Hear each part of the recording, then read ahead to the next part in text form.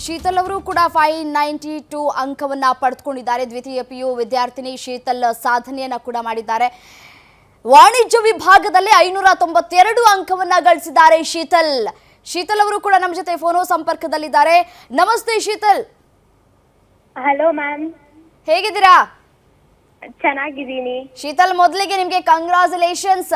ನೀವು 592 ಅಂಕವನ್ನ ಪಡೆದುಕೊಂಡಿದ್ದೀರಿ ವಾಣಿಜ್ಯ ವಿಭಾಗದಲ್ಲಿ.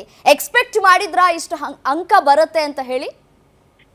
ಎಕ್ಸ್ಪೆಕ್ಟ್ ಮಾಡಿದ್ದೆ, ಇನ್ನೊಂಚೂರು ಜಾಸ್ತಿನೇ ಮಾಡಿದ್ದೆ. ಬಟ್ ಇದು ಖುಷಿಯಾಗಿದ್ದೀನಿ ಈ ಮಾರ್ಕ್ಸ್ ಬಂದಿದ್ದಕ್ಕೂ. ಓಕೆ, ರ್ಯಾಂಕ್ ಬರುತ್ತೆ ಅನ್ನೋದು ಎಕ್ಸ್ಪೆಕ್ಟ್ ಮಾಡಿದ್ರಿ, ಬಟ್ ಆದ್ರೆ ಇನ್ನೂ ಜಾಸ್ತಿ ಎಕ್ಸ್ಪೆಕ್ಟ್ ಮಾಡಿದ್ರಿ ಅಂತ ಹೇಳ್ತಾ ಇದ್ದೀರಿ. ಓಕೆ, ನೀವು ಯಾವ ರೀತಿಯಾಗಿ ಸ್ಟಡಿ ಮಾಡ್ತಾ ಇದ್ರಿ? ಬೆಳಿಗ್ಗಿಂದ ರಾತ್ರಿ ತನಕ ಓದ್ಕೋಬೇಕು, ಇಲ್ಲ ಬೆಳಗಾನ ಓದ್ಕೋಬೇಕು ಅಂತ ಕೂಡ ಹೇಳ್ತಿರ್ತಾರೆ ಪೋಷಕರು. ಯಾವ ರೀತಿಯಾಗಿ ನಿಮಗೆ ಪ್ರೋತ್ಸಾಹ ಕೊಟ್ಟರು? ನಿಮ್ಮ ಕಾಲೇಜಲ್ಲಿ ಅದೇ ರೀತಿಯಾಗಿ ನಿಮ್ಮ ಫ್ರೆಂಡ್ಸು ಮತ್ತು ನಿಮ್ಮ ಟೀಚರ್ಸ್ಗಳು ಯಾವ ರೀತಿಯಾಗಿ ನಿಮಗೆ ಪ್ರೋತ್ಸಾಹವನ್ನು ಕೊಟ್ಟರು ಅಂತ? ನಾನು ಬೆಳಗ್ಗೆಯಿಂದ ರಾತ್ರಿ ತನಕ ಯಾವತ್ತೂ ಓದಿದ್ದಿಲ್ಲ. ಓಕೆ, ಅಂದ್ರೆ ಡೈಲಿ ಏನ್ ಲೆಸನ್ ಮಾಡ್ತಿದ್ರು, ಏನ್ ಪಾಠ ಮಾಡ್ತಿದ್ರು ಅದನ್ನ ಅವತ್ತೇ ಬಂದು ಮನೇಲಿ ರಿವೈಸ್ ಮಾಡ್ತಿದ್ದೆ. ಸೊ ನಂಗೆ ಲಾಸ್ಟ್ ಅಲ್ಲಿ ಅದು ಹೆಕ್ಟಿಕ್ ಆಗಿಲ್ಲ. ಕ್ವಶನ್ಸ್ ಎಲ್ಲ ಮುಗಿಸ್ಬಿಟ್ಟಿದ್ವಿ. ಅಪ್ಪ ಅಮ್ಮ ಯಾವ ರೀತಿಯಾಗಿ ಸಪೋರ್ಟ್ ಮಾಡ್ತಾ ಇದ್ರು? ಶೀತಲ್, ನನ್ನ ಧ್ವನಿ ಕೇಳಿಸ್ತಾ ಇದೆಯಾ?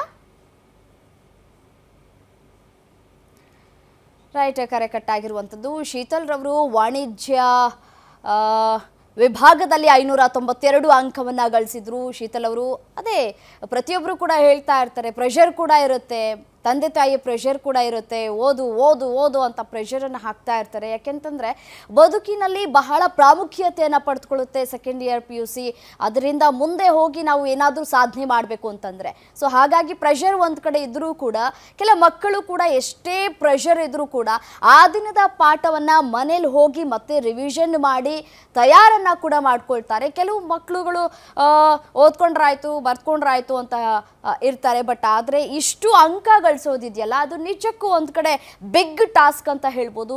ಸ್ಕೂಲಲ್ಲೂ ಕೂಡ ಯಾವ ರೀತಿಯಾಗಿ ಟೀಚರ್ಸ್ಗಳು ಪಾಠವನ್ನು ಮಾಡ್ತಾರೆ, ಮಕ್ಕಳಿಗೆ ಅರ್ಥ ಆಗುವ ರೀತಿಯಾಗಿ ಯಾವ ರೀತಿಯಾಗಿ ಅವರ ತಲೆಗೆ ತುಂಬುವಂತಹ ಕೆಲಸಗಳಾಗತ್ತೆ ಅನ್ನೋದು ಬಹಳ ಪ್ರಾಮುಖ್ಯತೆಯನ್ನು ಕೂಡ ಪಡೆದುಕೊಳ್ಳುತ್ತೆ. PUC ವಿದ್ಯಾರ್ಥಿನಿ ಶೀತಲ್ ಅವರು ಕೂಡ ನಮ್ಮ ಜೊತೆ ಮಾತನಾಡಿದಂತಹ ಸಂದರ್ಭದಲ್ಲಿ ಅದೇ ಹೇಳಿದ್ರು, ನಾನು ಯಾವತ್ತೂ ಕೂಡ ಹಗಲು ರಾತ್ರಿ ಅಂತ ನಾನು ಓದಿರಲಿಲ್ಲ. ದಿನ ನಮ್ಮ ಟೀಚರ್ಸ್ಗಳು ಯಾವ ರೀತಿಯಾಗಿ ನಮ್ಮ ಕಾಲೇಜ್ನಲ್ಲಿ ಪಾಠ ಮಾಡ್ತಾ ಇದ್ರು ಅದನ್ನು ನಾನು ಮನೆಗೆ ಬಂದು ರಿವಿಷನ್ ಮಾಡಿ ನಾನು ಓದ್ಕೊಳ್ತಾ ಇದ್ದೆ. ಅಪ್ಪ ಅಮ್ಮ ಕೂಡ ನಂಗೆ ತುಂಬ ಸಪೋರ್ಟ್ ಮಾಡಿದ್ದಾರೆ ಅಂತ ಕೂಡ ಹೇಳಿದ್ರು. ಅದೇ ರೀತಿಯಾಗಿ ಟೀಚರ್ಸ್ಗಳು ಕೂಡ ಸ್ಪೆಷಲ್ ಕ್ಲಾಸ್ಗಳನ್ನು ತೆಗೆದುಕೊಳ್ತಾ ಇದ್ರು. ಅದೇ ರೀತಿಯಾಗಿ ರಿವಿಷನ್ಸ್ಗಳನ್ನ ಜಾಸ್ತಿ ಮಾಡಿದ್ರು. ಸೊ ಹಾಗಾಗಿ ನಾವು ಇಷ್ಟು ಅಂಕವನ್ನು ಪಡೆದುಕೊಳ್ಳೋದಕ್ಕೆ ಸಾಧ್ಯ ಆಯಿತು ಅಂತ ಹೇಳಿ ಶೀತಲ್ ಅವರು ಕೂಡ ಮಾತನಾಡಿದ್ರು.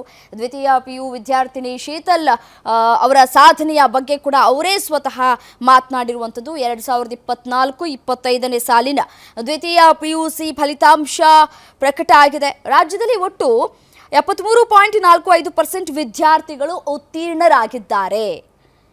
6,37,805 ಜನ ವಿದ್ಯಾರ್ಥಿಗಳು ಪರೀಕ್ಷೆಗೆ ಹಾಜರಾಗಿದ್ದರು. ಅದರಲ್ಲೂ 4,68,439 ಮಂದಿ ತೇರ್ಗಡೆ ಆಗಿದ್ದಾರೆ.